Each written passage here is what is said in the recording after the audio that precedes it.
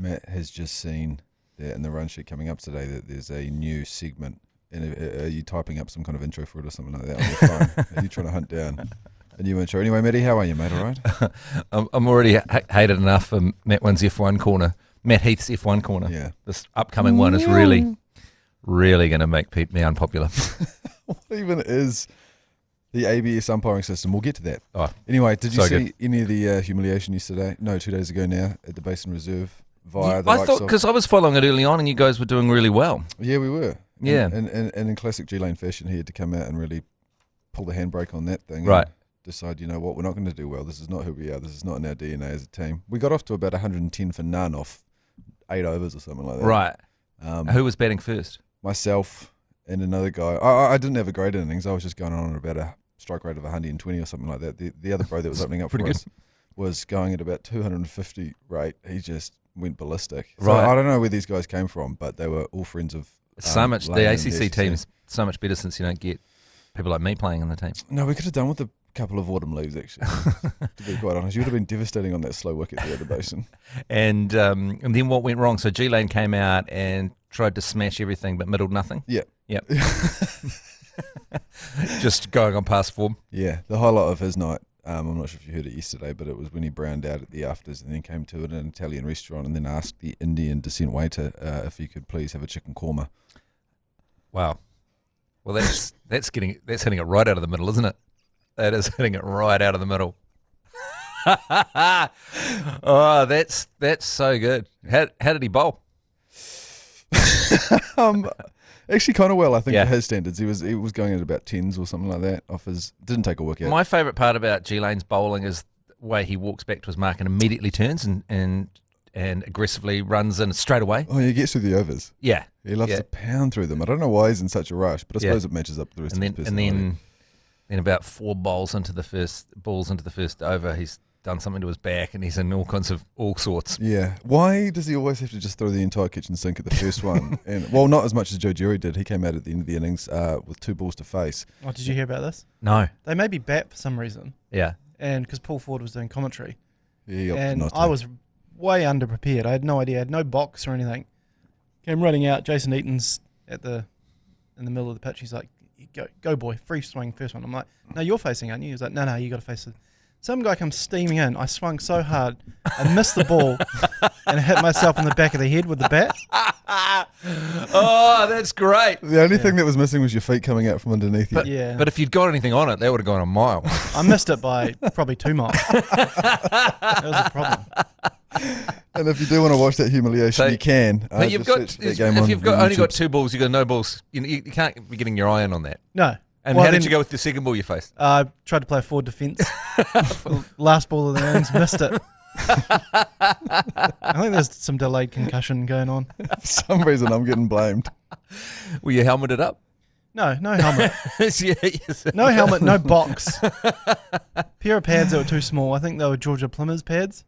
Yeah. Oh, yeah, were they? Mm. Yeah, there was a gear bag that was left behind at the Basin Reserve that, apologies to whoever that is, we believe it might have been Georgia Plumbers. We did take liberties with that and use Is the ACC XI the most humiliating cricket team? Yeah, it's bad. In the history of the game, and there's lots of social teams out there. There's lots of different forms of the game, but is there any team that's been so successfully humiliated as the ACC XI?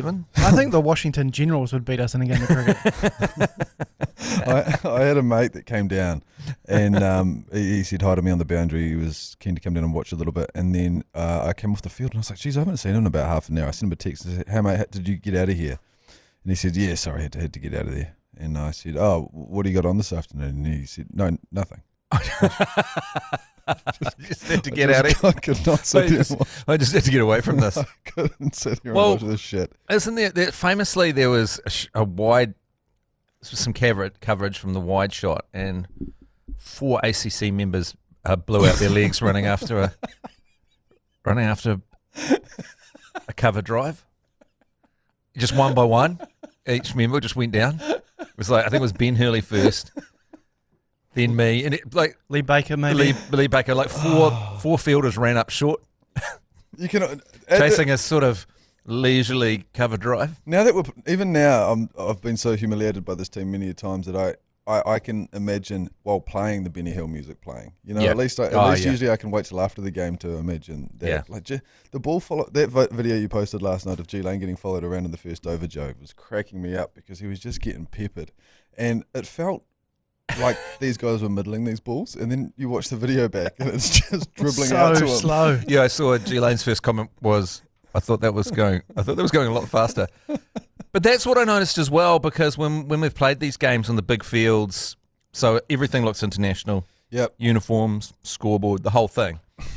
And then when you watch it back, it's slow mo. Like that when you're sprinting after a ball and you thought you gave it a hundy.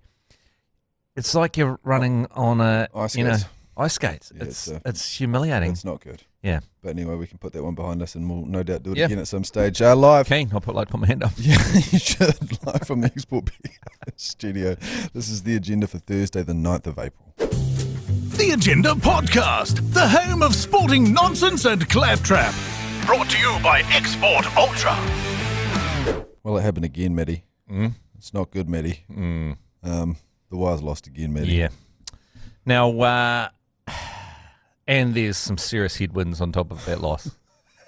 But what did I say? And I'm not a I told you so guy.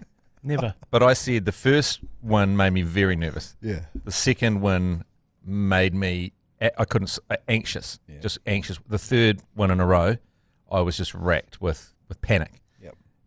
What I will say because now, hope is a dangerous thing. and I understand that we have the Storm this week, but look, this is my take on it, is I think this is good. Our expectations are back where they're supposed to be. Yes, exactly. It's been righted. Yeah, it has been righted. I feel like the world is at equilibrium. We've won, a couple, lost a couple. We shouldn't sitting be going into mid-table. games with confidence. It's not. No. It's not a good way to be. So watch us beat the Storm this week. And how often have we just, in Storm, history, well, how often have we beaten Storm? Yeah, that's a different question. But how often have we gone, we've got injuries, we've got people that are being Lukey Metcalf's out. Stood down for knees. Yep. And then the young Adam guns. Pompey's been banned for 2 games for failing his dangerous contact charge. Yeah, that kind of thing. And then and up against seemingly invincible opposition and then done really well after shitting the bed when all the ducks are in a row. Yeah, not good. So we've lost to the Tigers, now the Sharks, and then again, like you just mentioned, we've got the Storm this weekend. Is it at Amy Park? It is, isn't it, on Saturday night? I don't love our chances on that game, but I think just because of the last 2 weeks, it gives us a better chance at winning now. Yeah. It's very much, you always hear people say this about teams that they love. We're due. We're about due for one now. It's chaos theory. And I think magical thinking. And I think that's where we're at right now. I think, with Warriors fandom, you need to operate in magical thinking and chaos theory. You do. You don't need any momentum. Momentum's not important. Momentum, no, get out. Who cares? Momentum's your enemy. Stability's your enemy. A full squad is your enemy. Everything's your enemy. So if I was the Storm, I'd be looking out. There was a great video posted from whoever, I don't know the name of the podcast, but it's got Ryan Pappenhausen. It's the 167, I think it is. Yeah, and it's the Storm boys and an ex-Storm. Oh no, it's all current players, isn't it? The other guy is Justin Horro. I think. Oh, okay. So it's Pepe decided to take a similar approach to the Storm's game and said, "Hey boys," because he's out at the moment. He said, "Boys, I reckon the Wires are going to get up this weekend to try and rev up the boys." So I think they're both feeling a little bit vulnerable heading into this week. Yeah. Anyway, Foxy, he's at the Masters. He's at Augusta. Ryan Fox returns to Augusta National this week after recovering from a bout of kidney stones. Can you get us some merch? I'd love a hat. Yeah. You have to queue for about 3 days to get a hat, and the store makes $10 million a day. Oh, man. Even though the prices are still... The prices are reasonable. Yeah. The gnome's pretty expensive. Well, apparently the gnome's gone missing. The gnome's gone missing. There's no more gnomes this year. Well, how many gnomes? Well, there's multiple gnomes because they sell the gnomes. But, the actual gnome's gone missing. Yeah, the actual gnome has gone missing. And so if the actual gnome's gone missing, do they not make replicas of the gnome? No. Okay. Shit. Let's have a look here what you can get at the Masters. I think a gnome was only about $40. Shop the Masters. Want an egg sandwich. Mm. Well, it's not going to preserve that well. Freeze it? You could freeze it. Okay, so you can only buy it online. It's different. Can we find out the... Have you had kidney stones? I haven't had a kidney stone. My mate Spooge has them all the time. Spooge had them, yes. Yeah. Why did he have so many? I don't know. Fighting too But many I tell you what, tarpaulins in the driveway. As he says, it's worth having them. It's not worth having one to just not have it once it's gone. Once it finally fires out and smashes a hole in the porcelain. Did he? You're the happiest man in the passed it. He Yeah, passed it. He passed it, yeah. So he didn't get it lasered up. No, passed it like a man. Have you ever had any? I've never had any. Oh, jeez, look at these gnomes. Yeah. Yeah, you're right. So there's going to be none this year. So someone stole the original, and so they take everyone's gnomes away. That's bullshit. Yeah. A $10 increase apparently to the gnomes as well. That was quite controversial. $90 for a gnome. Why don't they just increase the prices? $90 is all right for a gnome. Is it $90 for a gnome? Yeah. NZD. Yeah, NZD. So about $40. Yeah. American, yeah. Yeah. Well, no, more than that, but something $60. Jeez, and the gnomes. How much oil is that though? Yeah, by gallon. I mean, we're seeing Americans complain about the price of oil in gallons. Yeah, it's triggering. Yeah, $3.30 a gallon. You're like, a gallon is a lot bigger than our litres, mate. So shut your face. Oh, here we go. A mini gnome, $30. Maybe that's what I was thinking about, the mini gnome. Limited to one per person T-shirts. Yeah, well, so would it kill Ryan Fox? You know what? Last time I interviewed Ryan Fox on my radio show upstairs, News Talk ZB, he said, anytime, mate, anytime you want to call me, any chats at all you want, anything you want from you, because such a lovely guy, anything. So surely that means I can text him now and say, get me a fucking gnome, Fox. Yeah, that tends to be the best approach, is just ignore them until you want something from them. Yeah. And then hit them up and say, hey, can I have a freebie? Polos, $99. Salt and pepper shakers, $40. You could do us some S&P shakers. Coffee mugs, $19.50. Last time I was in Augusta, it was a replica of Augusta, and it was a debauched day, and Joe Jury was there. It was a great house, that. Yeah. What was that? We ended up like partying from very early in the morning in this replica of an Augusta, of Augusta. Like, it was a house that's a replica. In like a museum or something? It was along the line of a golf course. No, it was a house on the Mount Maunganui golf course. Oh, okay. We played golf that morning. Yeah. And it was the off day in between 2 games of cricket. A terrible situation for us. Was this across New Year's? Yes. 2 years ago? Yes. And you came down the day after. Oh, yeah, you saw the aftermath. Saw the MASH unit, basically. Yeah, I was ready to get on it with you boys, and you guys were like, no. That morning of that drinking and such of that morning cost me so much money, because I had to just keep buying my partner like expensive clothes at a shop in town so I could stay longer, because we were supposed to be driving back to Taupo. So she kept ringing up and saying, can I buy this? It's like, how much? $1,500. Okay, just does that buy me another 45 minutes with my mates? Yep. Pour me another drink, Lane. Okay. I've got another 45. Then she rings up and goes, I've got a pair of shoes. Take it up, babe. Yeah. Take it up. Well, that's good. And then the next day I was thinking, that wasn't worth it. So why was there a Master's house? Was it an actual official replica of the Master's house? Or have you guys just got... Did I... No, this isn't another one of those fucking shrimp driving the boat bullshit things. It was legit. So the guy that we were playing with, Bailey, who's a... Great New Zealander. I don't know if he's the pro down there, but he's a good golfer. Former kind of college player, I think, maybe. Sure. He his parents live on the edge of the golf course, and they have built their house as a replica of a Augusta Masters. So they're all in a villa.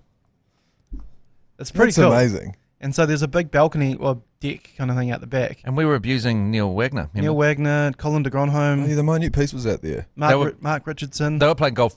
They had to come past us at one point after we were about 78 beers deep. Poolside. Poolside.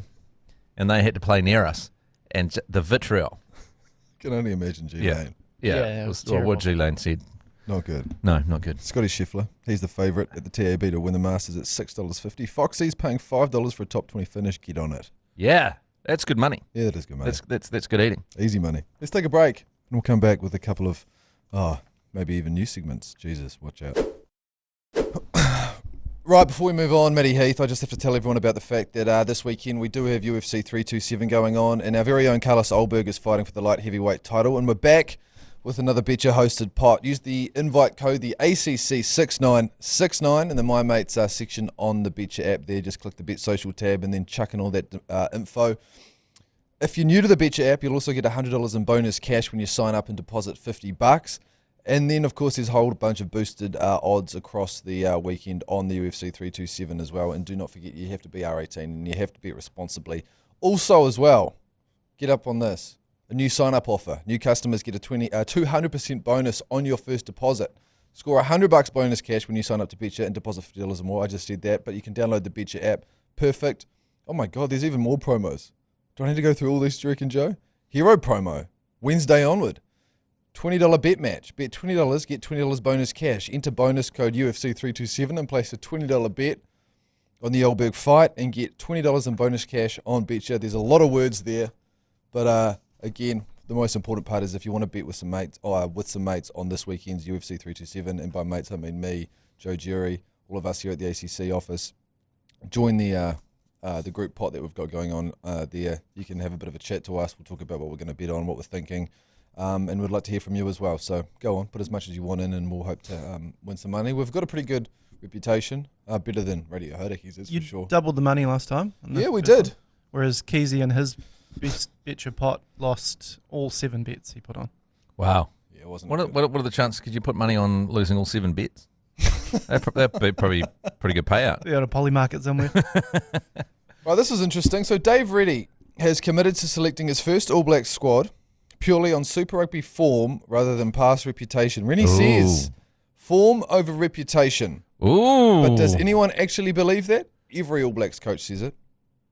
Oh. He didn't say that last part. That was me. Rennie just says form over reputation, end quote. Oh, so if, for example. People always say you can't pick Beauden Barrett. He's not been the best number 10. Who has?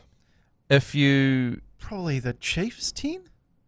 What? See, look, you're in trouble with this. Yeah. You've set yourself up a target on your back with that, as much as we love the man. Especially right now. It feels like reputation almost should get you in the team rather than... Yeah. That means you can't pick Artie because he's not even playing in the comp. But it was also, famously, All Blacks rugby, very different from Super Rugby. And if you go over and you try playing Super Rugby against bloody South Africa, good luck, mate. Yeah. Good luck playing Super Rugby against South African teams. Do you got that dog in you? Jesus, I just smacked myself with the microphone. Do you have that dog in you, I think, is what needs to be the measure of success here, not... Can you slow things down? Can you suck the life out of the game? Can you box kick 70 times? Can you handle 4,000 box kicks coming at you? When do we see the first lineup for the first game, which is, by the way, still a wee while away? July is the first game. So they're probably end of June, end of Super Rugby, which is mid-June. Oh, yeah. Okay. Massive game on this weekend, though. We've got the Blues taking on the Hurricanes in a top-of-the-table clash. Who would have thought? The Blues and the Hurricanes. Yeah. No one will go. No. There's 2 teams that will lose in a semi. Yeah. I've been getting a lot of heat for my saying, like a few people have come up to me, actually. Oh. When I said, Hurricanes, you can win all the games you want, but you will lose in a semi. But that's not opinion, that's fact. Yeah. Just prove me wrong. It's all just going through the motions, all this winning. Right, here we go. It's time for Matt Heath's Baseball Corner. How was that? That was good. What was that? That was the sound of bat on ball. Oh, sorry, forgive me. So say it again. Matt Heath's Baseball Corner. So, Joe. Yes, I knew this was coming. So, who won the World Series last year and who were they playing against? I think Team Japan won over the Blue Jays. It was the Dodgers versus the Blue Jays in the greatest World Series of all time. Yeah. Without exception. Didn't this just happen? I felt like we were talking about this only moments November, ago. was it? Yeah, well, the season is long. God. And then the replay, the rematch, if you will, to start, in regular season, the Dodgers flew up to Toronto and they booed Shohei Ohtani again. Yeah. Which is what they do. Which they boo Shohei, which is stupid because he will destroy you. And the Dodgers destroyed them. And so last time when we won the World Series, and it was very close, there's no doubt about it, but all the Blue Jays fans, what were they saying? They were saying the better team lost. The better team lost. That was their saying because they believed they were a better team, but they still lost and that the Dodgers were lucky.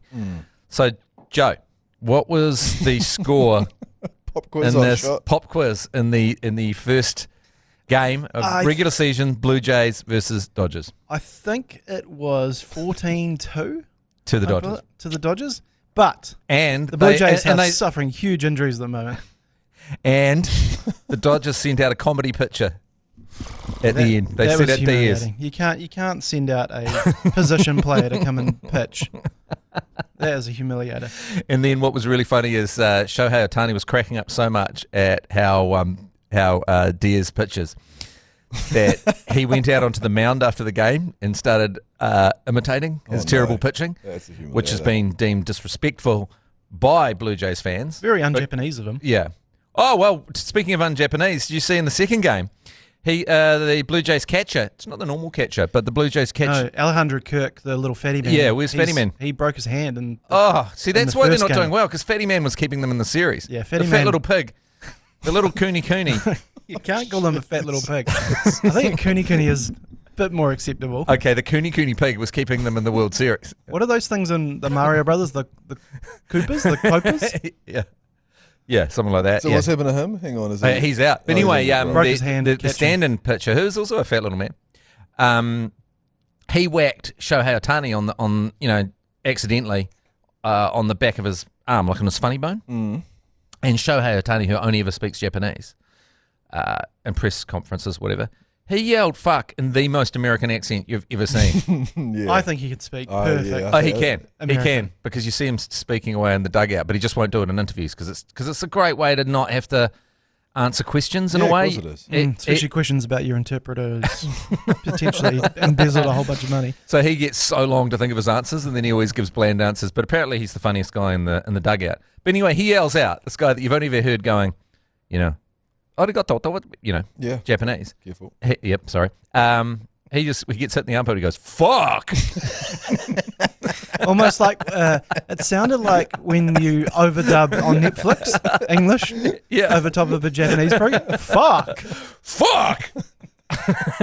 It was so American. Oh, that's good. Well, the only controversy I've seen coming out of the MLB this year is this new bloody ball tracking, which known as ball tracking to us cricket fans, but it's the ABS umpiring system. Yeah. It's new. You can now review pitches to be sitting in the strike zone. Is that right? Yeah. Or not to be. There's this one umpire who's been terrible for years called CB. And there's Angel Hernandez. Oh, yeah. He's terrible. Yeah, so umpires are getting found out because of this. And you remember early on in cricket when the reviews and umpires would be a bit put out? Yeah. They'd take it quite personally. Yeah. They're in that stage now in the umpires. But so many bad calls. Hard to argue with. But it's pretty hard because, you're trying to get the strike zone, and especially if it's low and inside, and the catcher moves his hand over and frames the pitch and stuff. Mm. You can understand why they get it wrong. Of course you can. And there's been some pitches go, that was fucking, firing up. And then when you look at it, we're talking a couple of centimetres here. It looks huge because you zoom right in on the zone and you got the square right there. But often these are quite close, right? Some of them. This guy CB said some freaking bad ones. Like we're talking, 4 inches out. So does the batter get to I'm not happy with that call? You tap on his helmet. You can tap your helmet. There's 2. You get 2 each as well. I was reading this morning. Classic kind of then you get situation. For an extra innings if you are playing it. And people kind of hate it. The traditionalists hate it. Yeah. Because they feel like it slows the game down, but it's not real. It's pretty quick. It's not really a speedy game, though, is it? Anyway, it's kind of a they're doing wash over you type game. Yeah, they're doing everything they can to speed it up. They've got the shot clocks, and they've got the bigger bags. And bigger bags? Well, they just made the base bags bigger so people are more likely to get on base. Oh, it's slightly easier to get your hand down, so move things around. There's things like that, and then extra innings, you automatically get someone on second. Second, yeah. Yeah, so there's things going on, and I believe it's quicker. But I don't know. It is frustrating because you've got the situation where for the longest time, when I first started watching baseball, they didn't have the square up on the screen. So you couldn't even see so you didn't really know. But seeing as every single person watching the game can see whether it's a strike or not immediately, except for the people playing the umpire. It feels only right, eh? Yeah. This reminds me of Liam Lawson. Alex Powell was telling me this, that Liam Lawson, New Zealand's premier F1 rider, was telling me that people asked Liam Lawson, what do you think about this British bias in the commentary? And he goes, I don't get the commentary in my head. Yeah. I don't hear it. He's not going back and watching races with commentary. I'm not getting Sky Sport commentary shoved through my helmet. That's a fair shout. But the only person that so you got this umpire hanging out there. Everyone watching goes, that was a ball, and you've called it a strike. Yeah, so if anything, it kind of, I think over time umpires are going to be like, yeah, this is actually good, because I think now cricket umpires are like, yeah, this actually protects us, right? Yeah. So it's. No, I heard there's some unintended consequences of this where, because the players now have to get scanned, so they have all their metrics and everything, so they can know where the strike zone is when they go to bat. And so a whole bunch of guys that are saying, I'm 6'2", have been found out to be actually 5'9". So you're out there going to bars saying you're 6'2", picking up chicks, and then, I just looked up and you're only 5'9". Yeah, right. But you're stupid to be trying to extend your strike zone for vanity reasons. I'd be going out there, I'm 5'1". I'm 5'1". I'm Alejandro Kirk. I am 4'8". I'm the little piggy that with the catcher's mitt. I'm tiny. You should see him run, Finn. It is the greatest thing ever. Yeah. Oh, it's great. His legs are only about this long. I was so angry because catchers tend to be through the whole World Series. I was initially texting a lot of abuse about him to Joe Jerry, saying, "This is what you put up against us. This is pathetic." And then he's just so good. He's just scuttling between the bases, just crabbing around, getting on base. Speaking of finding truffles. Speaking of big units, did you see the big butt crack in the base? I love that at Tropicana Park. Hell of a bike stand. Yeah, so he's gone into this. Oh, how much are people loving MLB corner? Yeah, people are loving it. Yeah, people are loving it out there. You're getting some feedback. Is the agenda already loving this? But fat guy. I don't mean to be fat shaming today. I don't know why I'm so focused on it. But he's a big unit. A larger gentleman goes to catch the ball at Tropicana Park in Florida, and doesn't catch the ball, but his pants also come down. How do his pants come down? Has he lost a lot of weight recently? His pants come right down, like full butt. The only time that is he still wearing like satin boxer shorts or something like that? It's the only way I can think of this logistically being possible. Yeah, if he's wearing undies, they're the slipperiest undies on planet Earth. Because they are down with the jeans, the Levi's, and then he's got his new balance like around his ankles. Someone said it looks like Don Vito's come back to life. Is he chasing a ball, or is he just gone tit over It's ass? It's a foul ball that he's gone after. And then his decks have come down. Yeah. And just to finish, Matt Heath's MLB corner. Well, that wasn't a good one. No, I liked it. That's a tip. Foul tip. That's a foul tip. I'm out. See, the Angels got out of the bloody dugout. Full 20 player brawl yesterday. Love a brawl. No. Yeah, an MLB brawl's good. And I saw the one guy had the ball in his hand and tried to hit a guy over the head with it. Do you know the job of the catcher at that point is, because the catcher, because he's got all the gear on. So what always happens is the batter goes up to punch the pitcher, because the pitcher's tried to take his head off or whatever's happened. The catcher's job is to get in there and take the punches from the pitcher to protect his batsman. I mean, to protect his pitcher. So to take the punches from to take the punches. Oh, I see what you're saying. Yeah. From the hitter, yeah. Because he's got all the gear on and stuff like that. Yeah, from the hitter, yeah. And also to stop the pitcher from breaking a finger on some idiot's face. Yeah. So it's quite an interesting dynamic, because as soon as the at bat, where the batter runs to fight the pitcher, the catcher tries to beat him there. And so there's a sort of a sprint off. I think that's why the Blue Jays don't fight, because Alejandro Kirk has got no chance. What do they do? Getting up there. What do they do after a 20-man brawl? Do they just go, rightio, calm down and let's keep going? You get a couple of games. They're not so angry about it in American sport. Like, you can fully punch some guy repeatedly in the face, and they're like, well, he flipped his bat 3 times, and you're not really supposed to do that or something. So I think the two guys got a 5-game suspension, but they play 162 a year, and it'll probably be dropped to 2 games, I think. But it was pretty good. Final thing in this, even I'm being punished by this, but John Schneider. He's so angry. John Schneider, the Blue Jays coach, got so freaking angry. And to be fair, a bullshit call on a balk came out, and you've got to look at this footage. No one has ever gone as red in the face. He yells in the umpire's face like their noses are almost touching, and he's just abusing him in every. If you got a lip reader on that, it's some intense stuff. In fact, people have got lip readers on it because they do that. And just right in an umpire's place, big guy, so red, yelling so much fucking abuse until he gets ejected. It's quite something. It's a good 2-minute long rant and fuck you, fuck you, fuck you. Can you imagine cricket if Kane Williamson No. Got given out, and nicked behind, and went up to what's a Oxen Durham Messina, and just for 2 straight minutes stood in his face, red in the face. Actually, Gary Stead. Yeah, because it'd be the coach. So Gary the coach steams out into the middle of the field and yells in the umpire's face for 2 minutes, just full abuse, red in the face, nose to nose. Can you imagine that? Yeah, no. No. I can't. No. It'd be quite something, wouldn't it? It would be something. It's a long way to go, though, in cricket, isn't it? You got to go all the way to the centre. The dugouts are a lot closer to the field of play. Does anyone have that in them as well in the world of cricket? I'm just trying to think of Rob Walters flying out. Is anyone that angry in cricket? Justin Langer, maybe? The Aussie coaches, Langer might have. Maybe. Like, what gets someone that angry in cricket? Many things. Man-cad's about as... Man-cad's about the thing that gets people as angry, eh? Well, I mean, we fucking lost Boundary that World count Cup back. with the boundary count back and we weren't even that angry. Yeah, like and that Josh Butler celebrated like they deserved to win it. Yeah, so if there was anything that was going to get you out It'll be something like abusing that. the shit out of someone, then it would be that, right? And it keeps the umpires, like, honest, because if you make a really bad mistake, you're going to get a giant, angry, red-faced man just abusing the shit out of you right to your face. And no one wants that. And you can go, you're out of here!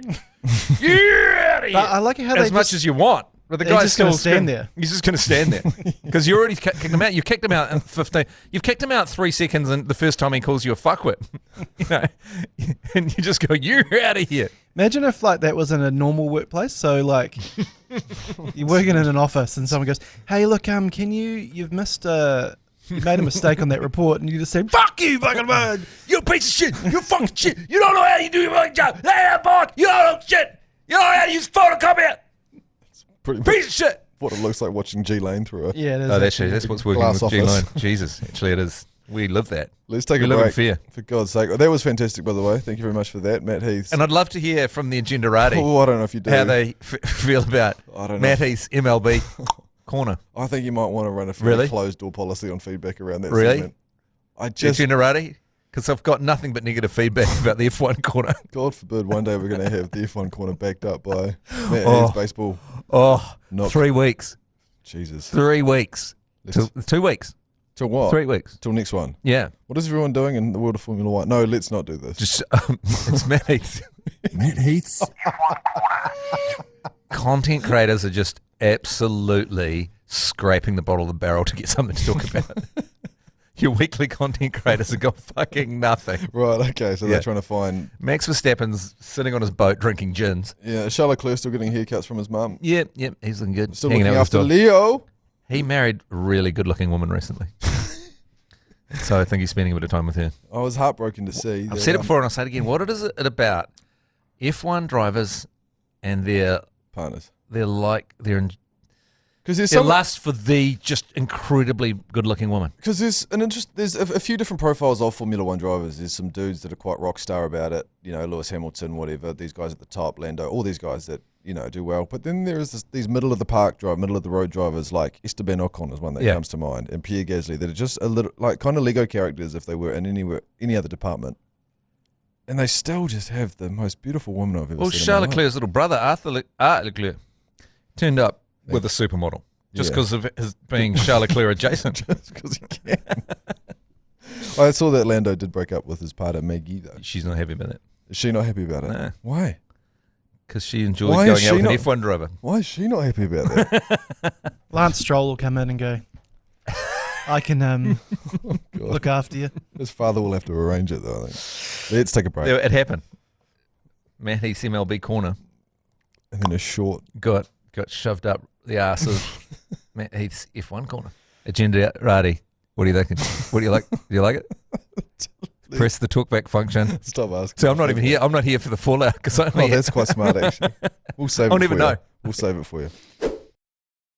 Yours, please. Brought to you by Export Ultra.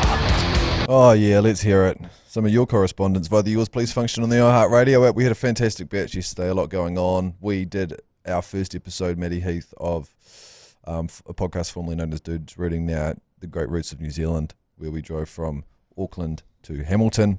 and with the idea that people would sync it up if they were going to drive that route one day, and then you'd get some commentary, some history, and all that kind of stuff from G Lane. Did it turn into just a directions-based podcast towards the last 20 minutes? Yes, we'll sort that out moving forward. But otherwise, it was very successful. Did you do any berms on Ron Hensel's lawn? No, we didn't. We didn't. We should have done that. Well, we can always do it again. What a route to pick to start off. Auckland to Hamilton. I know, but at least we got some passion from G Lane. Lewis Pass. Yeah. Well, why did you pick Auckland to Hamilton? I'm just trying to think about it. Why didn't you go all the way to the bottom of the South Island to do the Haas Pass? Yeah, well, to the allegations that are saying because it was the easiest route to do on a Wednesday morning, to that I say you're right. Okay, first one of the day. Let's hear it. Come on now, yours please.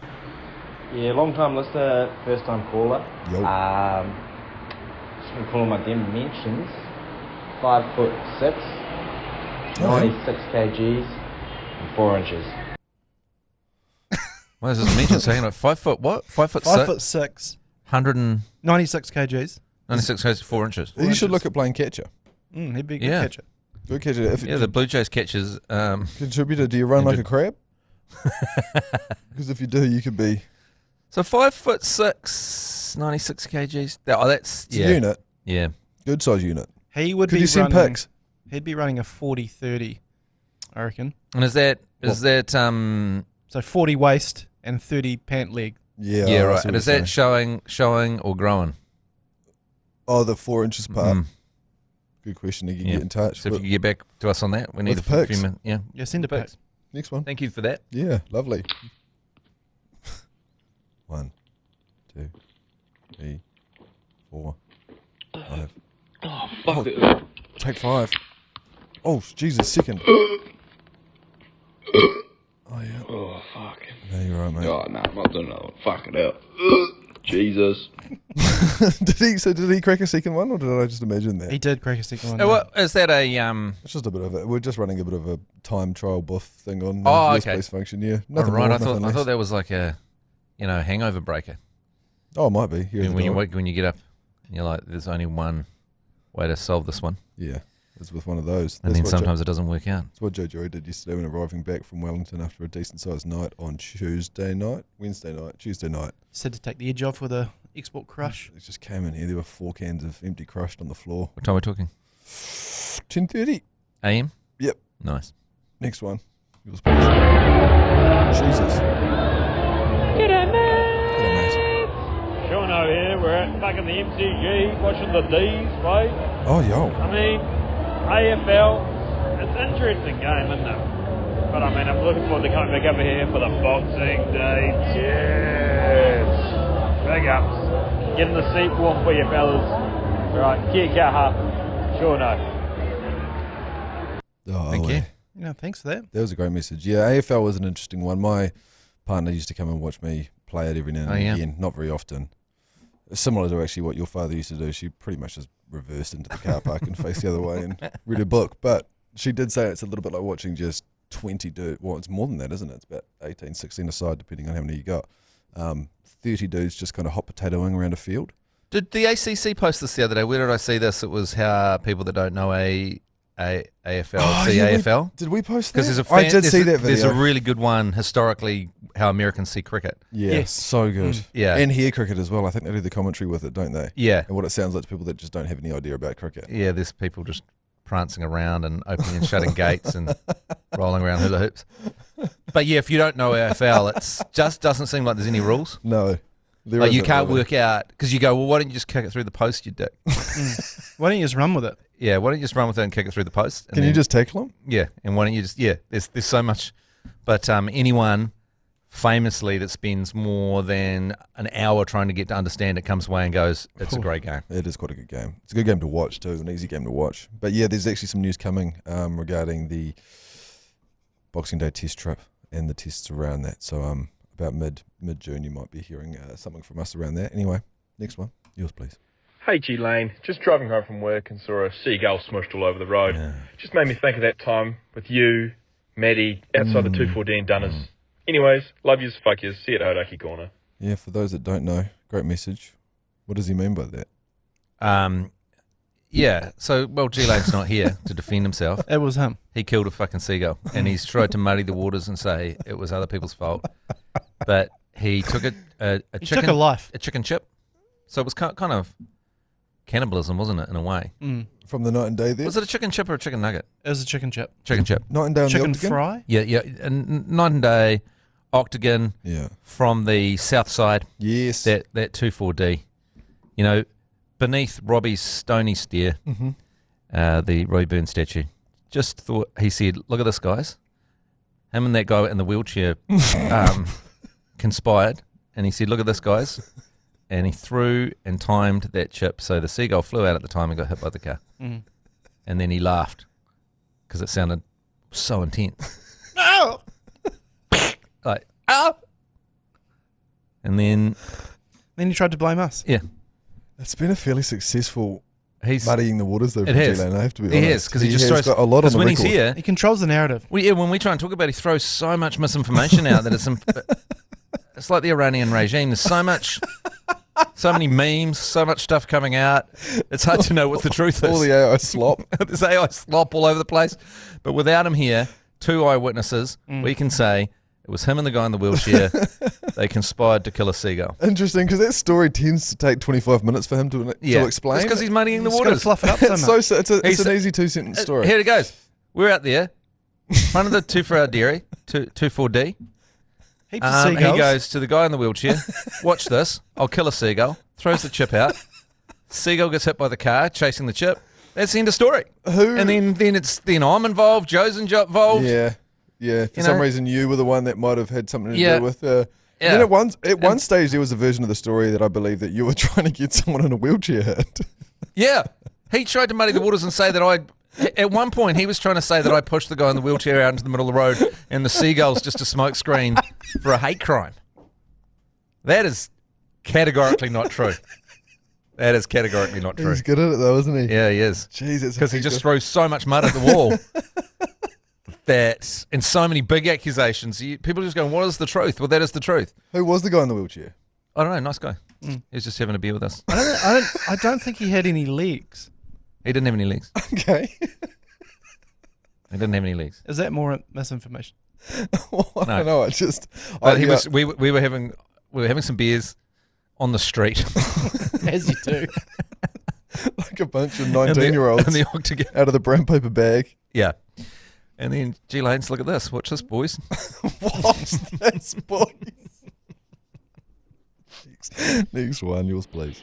Just listening to the first Root Fest from Rainbow's End to Tron or whatever, 19 minutes in, would it fucking kill you to strap a wide-angle GoPro to the roof of the car or something, sync it up, pop it on YouTube so that we can actually see what the fuck Lane is talking about with this Waikato Basin mana? Won't help me smell the mana, but I'd like to see the mana. Yeah. Is that Higgins? It did sound a bit like him. Is that Duco? Dave Higgins. Is that David Higgins? I think with that. Because he's the kind of guy that would try and upsell to a... Oh, yeah, he's to get a video camera in there. But if Duco's interested, then I'm interested, I've got to be honest. Yeah. Because before we know it... Duco being the, what would you call them, promotions company? Events organisers that do the Black Clash and... Symphony and Joseph Parker. They do some big events. Yeah, they like to go above and So beyond. he's like, when he sees you guys just driving in a car to Hamilton, trying to flog it off as an event, he's like, let's put a GoPro in here. Would it kill you to chuck a spa pool on the back? I like that. Could we get 3 naming sponsors involved? Manuka Fuel presents Dudes Rooting. In association with Dead Seagull Limited. Wolfbrook. And chicken chips. Before you know it, Jason Spice and Kieran Reader in a spa on the back. And I like the idea of that, but what 3X All Blacks unconscious. What he's missing is the point of the podcast is you put it on while you were driving that route. Yeah. Oh. So yeah. But I think a lot of people just because they... Oh, I see what you're saying. So you didn't want to encourage people to watch it on YouTube while they're driving. While they're driving, I think is slightly problematic. Yeah, I watch way too much baseball driving. But I honestly, we didn't even think about the fact that people would probably just listen to it and not drive the road. And we realise now that that's our majority that people consume that. So I understand Nearly why. everyone. Yeah, well, most people. Nearly everyone, because unless you happen to be driving that day, the chances of you remembering Although, tell you what, I don't know. Look, I got to be honest. Tell you what, I shouldn't have been surprised by this. I once wrote a song called "Today, Tomorrow, Timaroo." Tune. And nary a week goes past without someone texting me or sliding to my DM with a video of them driving through Timaroo playing that song. We should do. So people do remember to do these things. We should do the Today, Tomorrow, Timaroo route from the bridge at some stage with you. Because where did you go? Washdyke. Tamuka. Dunsandel. Rolleston. Hornby. Rickaya. Yeah, we should do that with you. Doesn't quite make sense. People don't understand that he says he was going to leave Timaroo, nearly gets there, and he turns around and comes back. And that goes, I'm coming home. My son was, he's got a band in there. They're doing quite well. Nice. But he was looking at the monthly listens on Spotify, and he looked at my band, Deja Vu, and he goes, fuck you, Dad. Yeah. You're still getting... That would be annoying. You're still getting 10,000 month. You've still got 10,000 monthly listeners. You piece of shit. Plenty of flats, blasting beers. Yeah.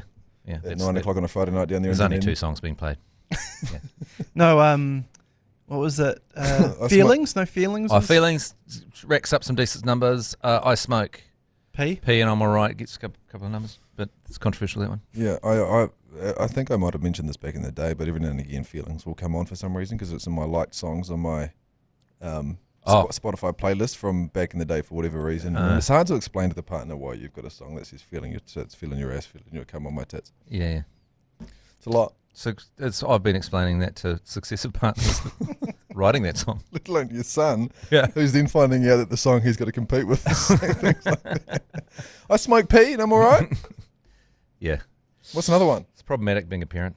Yeah, when you've had a misspent youth yourself. It's hard to say, don't do that. Don't do that. You still got those CDs in the attic from... It's the troubled third album that didn't sell. So few copies of that album sold. If anyone wants a copy of The Shape of Grunge to Come. Free album, you just have to pay for the shipping. It will be on CD, so you may or may not be able to listen to it. Okay, next one, yours please. 2 more to go. Yeah. Hey Joe, this one's for you, mate. And with G-Lane being away, I reckon it's timely and you can definitely get this underway. I've just tried to get an AI chatbot to create a video where G-Lane is Oprah, and he's like, you get mana, you get mana, you get mana. But it was going to charge me too much money. But I feel like you've got the resources to do this. Definitely so if not. you get it sorted, that'd be great. What is the current view on G-Lane face? When you, is it as bad as blackface? It's up there. Much. When you much G-Lane worse. face someone, you put G-Lane's face on someone. Probably not for me to say, but it's up there. Yeah. No one wants that. Oprah doesn't want that. No, Oprah. Although there's a new law going through Parliament at the moment, the meme law. Did you see that? The meme law? To try and protect the sanctity of memes, so you can, so you can't get sued by the company in New Zealand if you, I don't know, take. Oh, I see. Mickey Mouse and put a dildo and strap a dildo to his head or whatever for a joke to make some kind of political comment. Okay, hypothetically, you put Davey Warner's face onto the iconic photo of Tiger Woods in the back of the car when he just recently got pulled over for his overdose. We can't get pinned for that? Well, I think you might be able to currently. Oh no, the law is vague, okay. but there's a bill in Parliament right now that would protect the meme. Protect the meme. It's called the Members Bill. I don't see anyone. Members Bill, and the idea is that if it's satire, then you can get away with it, and you're not breaching copyright. It's funny, bro. Yeah, it's the funny bro defense. Next one. But then what happens if it's not funny? Because a lot of 99.9% of memes subjective. You never see the memes that aren't funny get seen by no one. No. So because that's the great thing about memes is that they only succeed if they're funny. So you haven't really breached copyright if you put up the shittest meme of all time and it doesn't go past your own feed. Fun exercise to do if you have the capabilities to do it. I don't know if it's a flatmate or a girlfriend or whatever. Actually, just firing up someone else's Instagram and just scrolling the way that you'd scroll and finding out how different everyone else's algorithm is compared to yours. It's quite amazing. And there's so much shit in others and so much shit in mine. But yeah, so there's obviously a lot of things that go unfucking noticed, but there's a lot of memes I'm sure out there with 0 likes and 2 shares. Yeah. Oh, when I go through Tracy's algorithm, it is so different from mine. It's just people trying to, I don't know. It's just really weird political shit. Yeah. Like a lot of Middle East based stuff that I don't get because mine are just there's no golf honeys in hers. Turning rock songs into gay songs. Oh yeah, mine's 90%. Yeah, and that which you send to me. I get a few of those now, but I get a lot of Clayton at the moment, thanks to G-Lane. Actually, 90% of my feed is Engine de Poitvin. Yes, the French-Canadian duo. Great band. That's been discussed many a time here, or just once. Last one, but that was enough. Last one. I'm just fondling my bullets now. Good man. The left one feels good. Oval, consistent, no lumps. About the size of a swished golf ball. And then go to the right. Right feels good, no lumps. Probably about the size of a small mandarin. And the Savaloy's still there. Now, that's interesting because normally it's the left that has the most deviations from the norm. Is that right? Or I've only got a sample of one. You haven't gone around. I'm quite concerned now. So now I've got a sample of two his. But also, I feel like the actual testicle. Yep. Which is the bit inside, right? We're not talking about the whole bag. I think a golf ball is that's which golf ball. That's quite large. That's quite big. That's quite an inflamed, testy, isn't it? I mean, we've worked with someone we actually saw yesterday, a previous employee here who had a testicle the size of a kumara. Oh, you saw Shaka? Yeah, Dark Horse. Yeah, we did. Saw him. Oh wow, where's he? He was in Wellington. He was going down there to working for the stock exchange. The Shuck Nut. Yeah, doing social media for the stock exchange at the moment. Yeah, he was in good form actually. Oh, but it's deflated, hasn't it? He has. He got it drained. Yeah, good. But that thing was the size of a. That was the biggest testicle I've ever seen in my entire life. Yeah. I'll never forget the day that I shared a hotel room with him and I saw him sit down on a cuck chair after going for a swim in the pool with his towel wrapped around his waist and it was just hanging there. Yeah. Big old thing. Hard to forget that. It was hard to get it across the line in terms of his romantic operations for a while, wasn't it? Especially if he's hanging around us because we quite often would have a few GNTs in us and then steam on over and say, ask, do you want to see his nut? You ever seen The Dark Side of the Moon? Because the bro you're talking to has got a massive nut. The Dark Horse.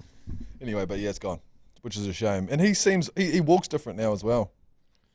Has he lost a bit of a swagger? Because, I mean, there's knowing that you're running a giant kumara gives you a certain amount of swagger in your step. I should have asked him yesterday when we bumped into him at the airport. God. How long has he been gone now, the Shake Nut? He's still in our fantasy football.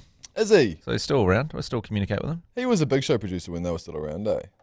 When they started, he was the producer, yeah. Right, and then the big Pakistan. Anyway. Fairly well. That'll do us. You've got a radio show to do, I suppose. Oh, I suppose I do. Yeah. All right. Okay. News Talk ZB, 12 till 4. Yep.